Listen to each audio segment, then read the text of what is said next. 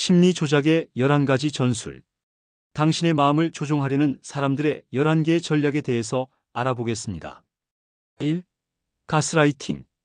가스라이팅은 가장 교묘하고 위험한 조작 전략입니다.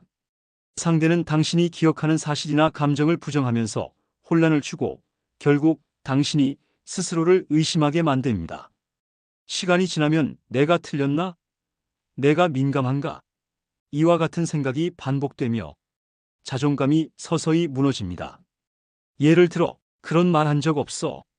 내가 너무 예민해서 그래. 기억이 왜곡된 거야. 와 같은 말들이 반복된다면 그것은 단순한 의견 차이가 아니라 조작일 수 있습니다. 이러한 상황이 누적되면 당신은 스스로 판단하기 어려워지고 결국 상대에게 의존하게 됩니다. 현실 인식이 흐려지고 통제권을 잃게 되는 것이죠. 2. 죄책감 유발. 이 전술은 정서적인 빚을 지우는 방식으로 작동합니다. 상대는 직접적으로 요구하지 않지만 당신이 스스로 죄책감을 느끼고 행동하게끔 만듭니다. 예를 들어, 요즘 나 같은 사람한텐 관심도 없나 보네. 내가 연락 안 하면 너는 아예 소식이 없네. 같은 말을 들었을 때 당신은 자연스럽게 미안함을 느끼고 상황을 바로잡으려 합니다. 하지만 이런 말은 감정적 책임을 전가하는 방식이며 당신의 행동을 조종하는 수단일 수 있습니다. 결국 죄책감을 반복해서 느끼게 되면 자율성이 약해지고 관계는 일방적인 구조로 굳어지게 됩니다. 3. 과도한 애정 공세. 사랑과 관심을 폭발적으로 쏟아부으며 감정적으로 몰입시키는 전략입니다. 처음에는 꿈 같은 감정이지만 이 모든 것은 빠르게 신뢰를 얻고 지배하려는 수단일 수 있습니다. 예를 들어, 너는 내가 평생 기다려온 사람이야. 우린 운명이야. 너 없이는 못 살아. 너와 함께면 뭐든 할 수 있을 것 같아. 이런 말들은 로맨틱하게 들릴 수 있지만 감정의 빠른 몰입은 의존을 유도합니다. 사이비 종교나 유해한 관계에서 자주 사용되며 상대방이 당신을 잡았다고 느끼는 순간부터 통제와 무시가 시작될 수도 있습니다. 4. 침묵. 말 없는 쳐버리자 가장 흔한 감정적 조작 전략 중 하나입니다. 말없이 연락을 끊거나 메시지를 읽고도 답하지 않으며 의도적으로 무시하는 태도를 보이죠. 예를 들어, 갑자기 연락이 끊기고 설명 없이 사라지며 평소와 다르게 당신을 완전히 외면하는 행동입니다. 이러한 침묵은 내가 뭔가 잘못했어라는 메시지를 말없이 전달하며 상대방에게 죄책감과 불안을 심어줍니다. 결국 당신은 문제를 해결하고자 먼저 사과하거나 양보하게 됩니다. 5. 삼각관계 형성. 조작자는 제3자를 끌어들여 당신을 고립시키고 심리적으로 불안하게 만듭니다. 외부의 평가를 들먹이며 자신을 정당화하고 당신의 입지를 약화시키죠. 예를 들어, 다른 사람들도 내가 예민하다고 하더라. 내 친구들도 너랑 있으면 불편하대. 라는 말들은 당신의 감정과 판단을 흔들며 자신감을 떨어뜨리기 위한 수단일 수 있습니다. 이런 방식은 당신을 불리한 위치에 놓고 조작자가 심리적 주도권을 쥐는데 유리한 환경을 만들어냅니다. 6. 투사. 자신이 느끼는 부정적인 감정을 인정하지 않고 타인에게 전가하는 방식입니다. 예를 들어, 질투심이 많은 사람이 요즘 너 너무 집착하는 거 아니야? 라고 말하거나 본인이 실수한 상황에서도 왜 자꾸 나만 탓해? 라고 역으로 화를 내는 경우입니다. 이런 투사 행동은 문제의 원인을 자기 자신이 아니라 타인에게 떠넘기기 때문에 관계의 신뢰를 해치게 됩니다.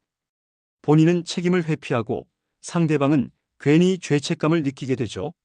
7. 책임 전가. 자신의 잘못이나 실수에 대해 책임을 지는 대신 타인에게 떠넘기는 방식입니다. 예를 들어, 너가 미리 말해줬어야지. 그때 나한테 맞장구 쳤잖아.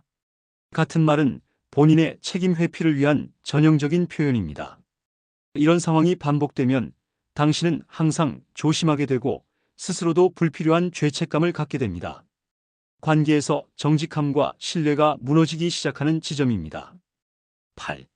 피해자 코스프레. 자신의 잘못이나 공격적인 행동도 마치 누군가에게 피해를 입어서 한 것처럼 말하며 책임을 회피하고 동정심을 얻으려는 전술입니다. 예를 들어, 내가 그렇게 행동한 건 내가 날 몰아세웠기 때문이야. 난 항상 이렇게 사람들에게 이용만 당해. 같은 말들은 본인이 피해자인 듯 행동하며 상대방을 죄책감에 빠뜨립니다. 이런 방식은 상대방의 공감을 유도해 죄를 덜어내고 조작자가 원하는 행동이나 결과를 끌어내는 데 사용됩니다. 9. 벽 쌓기. 감정을 표현하거나 문제를 이야기하는 걸 거부하고 모든 대화를 차단하는 방식입니다. 예를 들어, 됐어, 말하고 싶지 않아. 그냥 나 혼자 생각할 시간이 필요해. 그 얘긴 더 이상 하지 말자. 이런 말들을 반복하며 감정적 거리를 둡니다. 결국 상대방은 무시당한다고 느끼며 점점 자신을 탓하게 되고 관계는 고립과 단절로 흘러갑니다.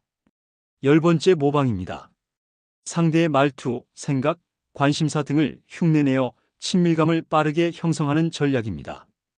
예를 들어, 당신이 좋아하는 영화, 음악, 철학적 관점까지 모두 나도 똑같아라고 말하는 경우가 반복되면 진짜 공감인지 의심해봐야 할 수 있습니다.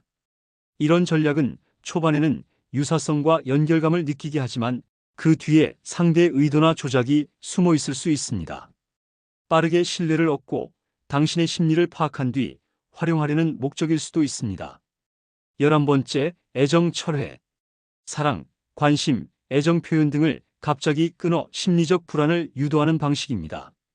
예를 들어, 갑작스럽게 연락이 끊기고 평소와 다르게 무뚝뚝해지며 스킨십이나 따뜻한 말도 모두 사라지는 경우입니다. 이것은 감정적 처벌로 내가 잘못해서 내가 이렇게 하는 거야라는 메시지를 전달합니다.